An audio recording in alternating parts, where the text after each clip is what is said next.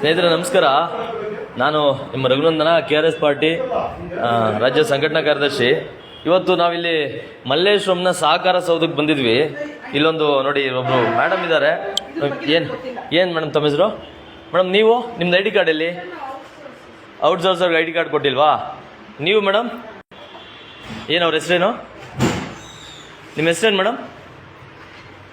Madam ತಮ್ಮ ಹೆಸರೇನು? ಏನೋ ಕೆಲಸ ಮಾಡ್ತಾಯಿದ್ದೀರಿ?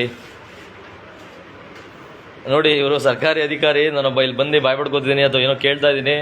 ಅವ್ರಿಗೆ ಇಷ್ಟೊತ್ತು ಅವ್ರು ಹೇಳಿದ್ರು ID ಕಾರ್ಡ್ ಹಾಕ್ಕೊಳ್ಳಿಕ್ಕೆ ನನಗೆ ಸಮಯ ಇಲ್ಲ, ನಾನು ಕೆಲಸದಲ್ಲಿ ತುಂಬ ಬ್ಯುಸಿ ಆಗಿದ್ದೀನಿ, ಮತ್ತು ನೀವು ಯಾರು ಅದನ್ನು ಕೇಳೋದಕ್ಕೆ ಅಂತ ಅಂದ್ಬಿಟ್ಟು.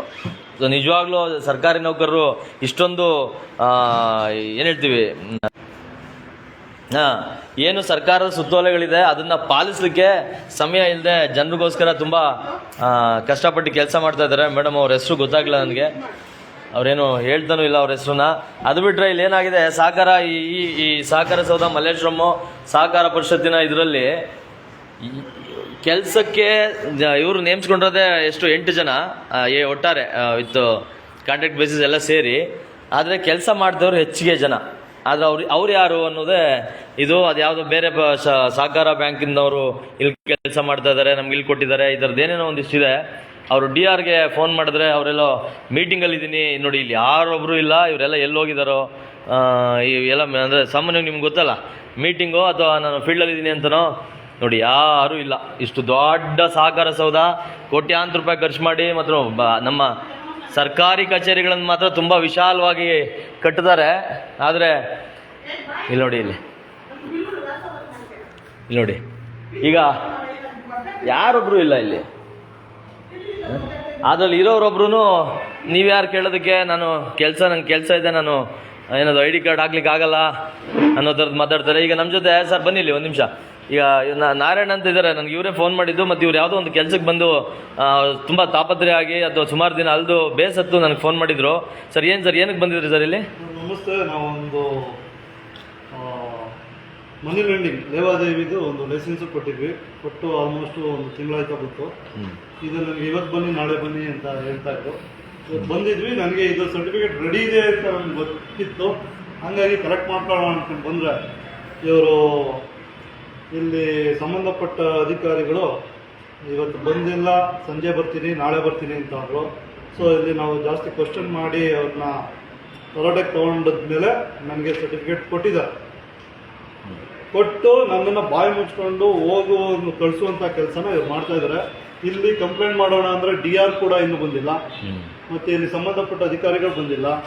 ಇಲ್ಲಿ ನಾವು ನೋಡಿದಾಗ ಇಲ್ಲಿ ಕೆಲಸ ಮಾಡೋ ಸಿಬ್ಬಂದಿಗಳಿಗಿಂತ ಹೆಚ್ಚಾಗಿ ಹೊರಗಿನವರು, ಅದು ಅನ್ಆಥರೈಸ್ಡು, ಅವ್ರ ಕಾಂಟ್ರಾಕ್ಟ್ ಬೇಸಿಸ್ ಅಲ್ಲ, ಅಂಥವರೆಲ್ಲ ಇಲ್ಲಿ ಕೆಲಸ ಮಾಡ್ತಿರೋದು ಕಂಡು ಬಂದಿದೆ.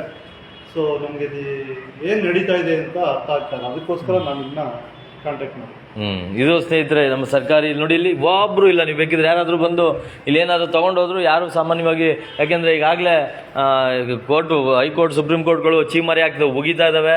ಅದಲ್ಲದೆ ಆದೇಶಗಳಿದೆ ಇಲ್ಲಿ ಎಲ್ಲ ಸರ್ಕಾರಿ ಕಚೇರಿಗಳಲ್ಲಿ CCTV ಇರಬೇಕು ಅಂತ. ಯಾವ ಒಂದು CCTVನೂ ಇಲ್ಲ, ಜನನೂ ಇಲ್ಲ, ಯಾರೂ ಇಲ್ಲ. ಇಲ್ಲಿ ಹೇಳೋರು ಕೇಳೋರು ಯಾರೂ ಇಲ್ಲ. ಈ ಒಂದು ವ್ಯವಸ್ಥೆಗೆ ನಾವು ಇಲ್ಲಿ ಒಂದು ತಲುಪಿದ್ದೀವಿ. ನಿಜವಾಗ್ಲೂ ಇಲ್ಲಿ ಬನ್ನಿ, ಇಲ್ಲಿ ಪಕ್ಕದಲ್ಲಿ ಅಲ್ಲೂ ಕೂಡ ಅದೇ ಏನು DR ಅವರು ಇಲ್ಲ, ಯಾರೂ ಇಲ್ಲ.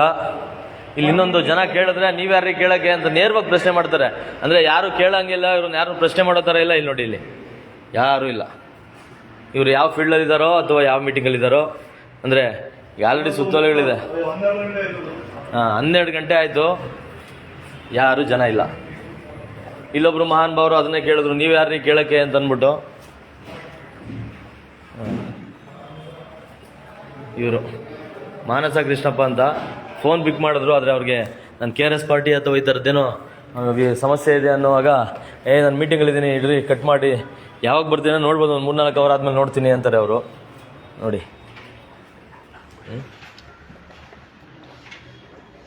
ಇವರೊಬ್ಬರು ಮಹಾನ್ ಭಾವರು. ಇವರು ನೀವ್ಯಾರೀ ಪ್ರಶ್ನೆ ಮಾಡೋಕ್ಕೆ ಅಂತಂದು ಅವ್ರು ಹಾಕ್ಕೊಳ್ಳೋಷ್ಟೊತ್ತಿಗೆ ಒಂದು ಅರ್ಧ ಗಂಟೆ ಆಯಿತು ಅವ್ರಿಗೆ, ಇದನ್ನು ID ಕಾರ್ಡ್ ಹಾಕ್ಸೋಷ್ಟೊತ್ತಿಗೆ. ಸೊ ಇದು ಈ ಸರ್ಕಾರಿ ವ್ಯವಸ್ಥೆ ಮತ್ತು ಇಲ್ಲಿನ ಲೋಪದೋಷಗಳು ಸರಿ ಮಾಡೋಣ, ಇದೆಲ್ಲ ಸರಿ ಮಾಡೋಣ ಅಂತ ಹೇಳ್ತಾ ಸದ್ಯಕ್ಕೆ ಲೈವ್ನ ಎಂಡ್ ಮಾಡ್ತೀವಿ. ಈಗ ಅವ್ರಿಗೆ ಸಿಕ್ಕಿದೆ, ಇಲ್ಲಿ ಇದು ಅವ್ರೇನು ಇದಕ್ಕೆ ಅಪ್ಲೈ ಮಾಡಿದ್ರು ಲೈಸೆನ್ಸು ಅದು ಸಿಕ್ಕಿದೆ.